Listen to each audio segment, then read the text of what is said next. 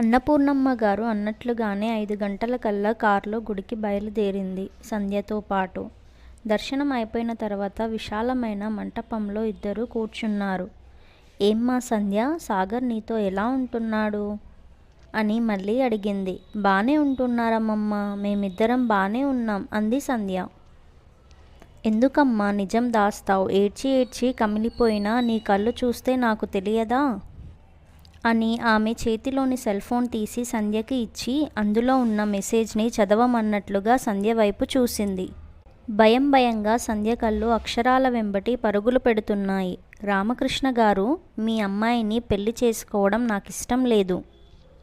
అయినా బలవంతంగా మీరు మీ అమ్మాయిని నాకిచ్చి చేయాలనుకుంటే ఆమెకు నాకు ఎటువంటి సంబంధం ఉండదు.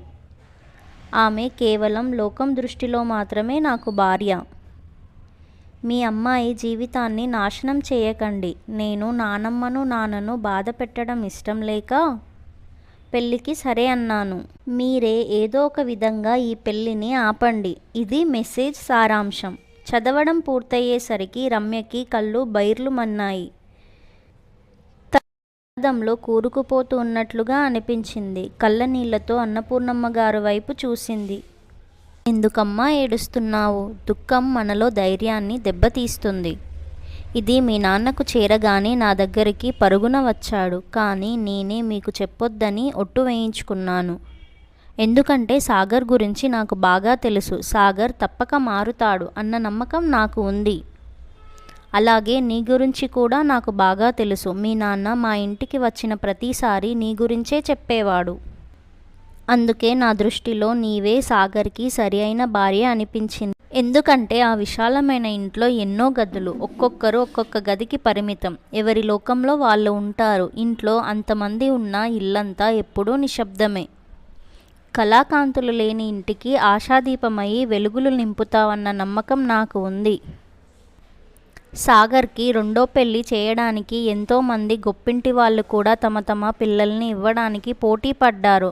బయట నా మనవడుకున్న గౌరవం అటువంటిది. కానీ వాళ్ళందరినీ కాదని నిన్ను మాత్రమే నేను ఎంచుకున్నానమ్మా. నా నమ్మకాన్ని నిలబెట్టు అంటూ చెమ్మగిల్లిన కళ్ళతో సంధ్య తలపై ప్రేమగా నిమిరింది. సంధ్య మాత్రం ఏమీ సమాధానం చెప్పకుండా అన్నపూర్ణమ్మ గారిని చూస్తుంది. మళ్ళీ ఆవిడే, సంధ్య, నేను ఇలా చెప్పాను అని ఏమీ బాధపడకు. నా మనవడి మీద ప్రేమ నన్నిలా చెప్పిస్తుంది. అయినా సాగర్ మారినా మారకపోయినా వాడి కోసం నీ జీవితం నిస్సారం చేసుకోకు. నీకోసం నువ్వు జీవించు. నీ మనసుకు నచ్చినట్లు నువ్వు నడుచుకో. నీకు చదువంటే చాలా ఇష్టం అని తెలిసింది. ఆగిపోయిన డిగ్రీ మళ్ళా పూర్తి చేయమ్మా. ఊర్లో అందరికీ సహాయపడుతుండేదానివి. అలాగే ఇక్కడ కూడా నీ ఇష్ట ప్రకారం నడుచుకో.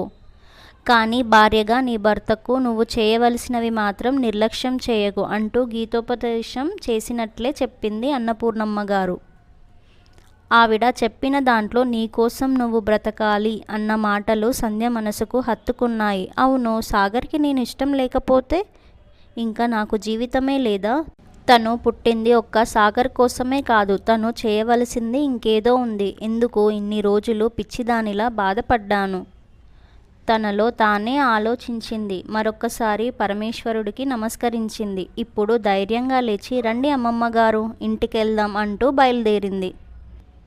తరువాత 2 రోజులకే అన్నపూర్ణమ్మ గారు ఊరికెళ్ళిపోయారు. కానీ వెళ్లే ముందు సాగర్ను పిలిచి, పెళ్లికి ముందు నీవు పంపించిన మెసేజులు ఏమీ సంధ్యకి తెలియవు. నీవు ఆ అమ్మాయిని కనీసం ఒక మనిషిలా చూడు అని కాస్త గట్టిగానే చెప్పింది.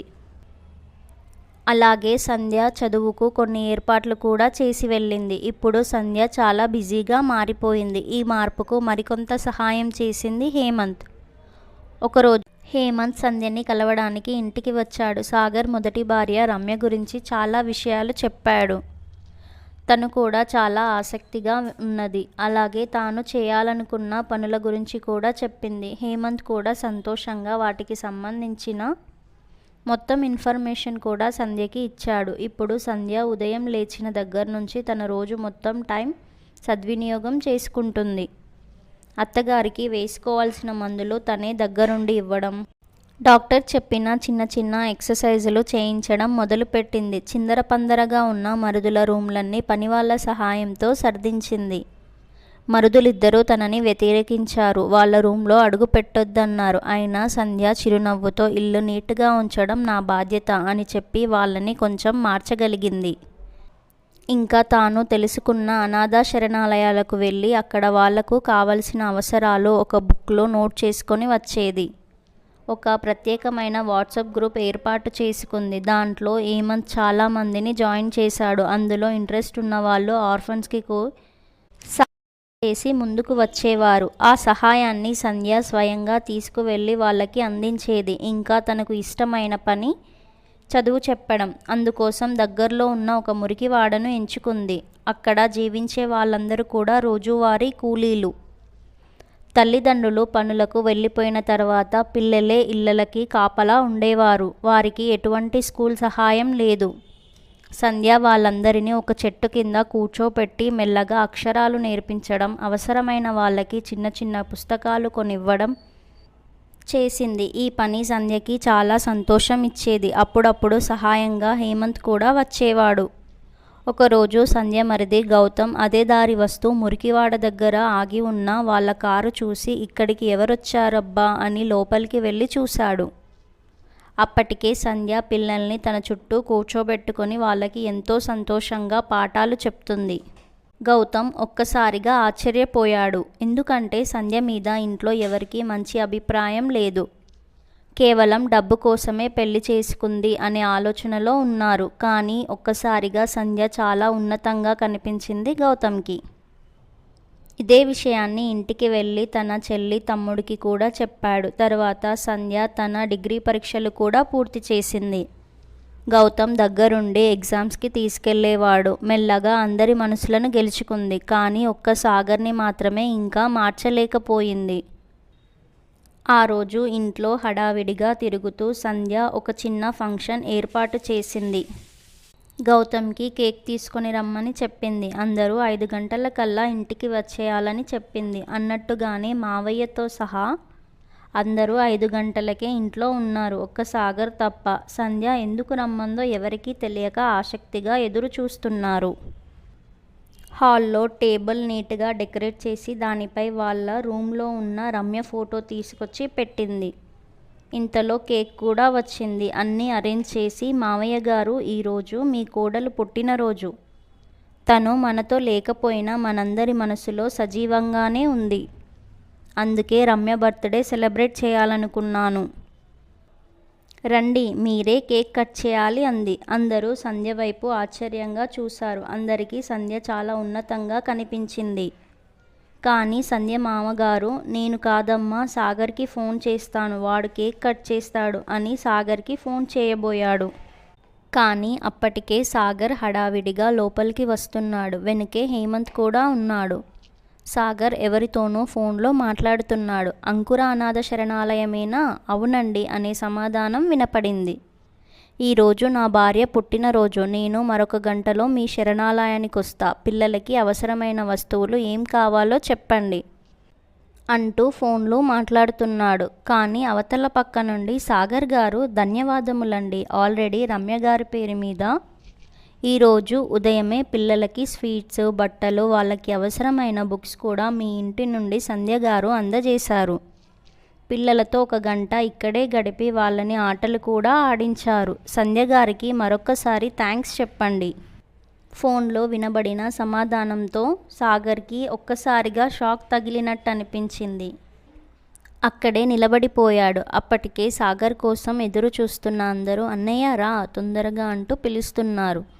తర్వాత సాగర్ కేక్ కట్ చేశాడు. గౌతమ్కి, చిన్న తమ్ముడికి, చెల్లమ్మకి అందరికీ కేక్ తినిపించాడు. సంధ్య మాత్రం ఒక పక్కగా నిలబడి సాగర్ ముఖంలో ఆనందం వెతుకుతుంది. రమ్య ఫోటో చేతిలోకి తీసుకొని ఆప్యాయంగా తడుముతూ, రమ్య, నువ్వెంత అదృష్టరాలువో తెలుసా?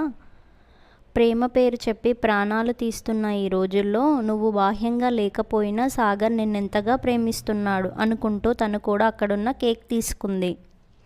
సాగర్ సంధ్య వైపే చూస్తున్నాడు. ఆ స్థానంలో ఎవరున్నా గానీ రమ్యపై కోపమే ఉండేది. నిజం చెప్పాలంటే రమ్య జ్ఞాపకాలు సంధ్య జీవితానికి అడ్డంకి. కానీ సంధ్య మాత్రం రమ్యని అభిమానిస్తుంది. సాగర్కి చాలా ఆనందంగా అనిపించింది. ఆ రోజు అందరూ కలిసి కూర్చొని భోజనాలు చేశారు. సాగర్ తమ్ముళ్ళు మాట మాటకి వదినా వదినా అని పిలుస్తుంటే తనకి చాలా ఆనందంగా అనిపించింది. హేమంత్ కూడా వాళ్ళతో కలిసి సరదాగా అందరినీ నవ్విస్తున్నాడు. సాగర్ ముఖంలో కూడా చిరునవ్వు కనబడింది. భోజనాలు అయ్యాక హేమంత్ ఇంటికి వెళ్ళడానికి బయలుదేరాడు. సాగర్ కూడా గేట్ వరకు హేమంత్తో కలిసి వెళ్ళాడు. హేమంత్ వెళ్లే ముందు సాగర్, భగవంతుడు రమ్యని దూరం చేసిన సంధ్య రూపంలో మరో అదృష్టాన్ని నీ చేతిలో పెట్టాడు. అదృష్టాన్ని చేజార్చుకోకు, ఇంతకంటే ఎక్కువ ఏమీ చెప్పలేను అంటూ తాను చెప్పాలనుకున్నది సాగర్కి చెప్పి వెళ్ళిపోయాడు. సాగర్ రూంలోకి అడుగు పెట్టేటప్పటికీ సంధ్య అక్కడ ఏవో సర్దుతుంది. సాగర్ మెల్లగా సంధ్య దగ్గరగా వచ్చి, సంధ్య నన్ను క్షమించు, నీ మనసు బాధ పెట్టాను అన్నాడు. సాగర్ పిలుపులో ప్రేమ, అతని చూపులో ఆరాధన కనిపించాయి. సంధ్యకి సమాధానంగా చిరునవ్వు నవ్వింది. సాగర్ 2 చేతులు ఆమెను దగ్గరకు లాక్కున్నాయి. సంధ్య తుల్లిపడి అతని హృదయంపై వాలిపోయింది.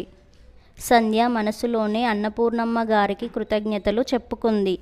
ఆవిడ చెప్పిన మాటలు అక్షరాలా నిజమయ్యాయి. సాగర్ ఏదో చెప్తున్నాడు, అవేమీ చెవికి చేరటం లేదు. ఒక్క మాట తప్ప.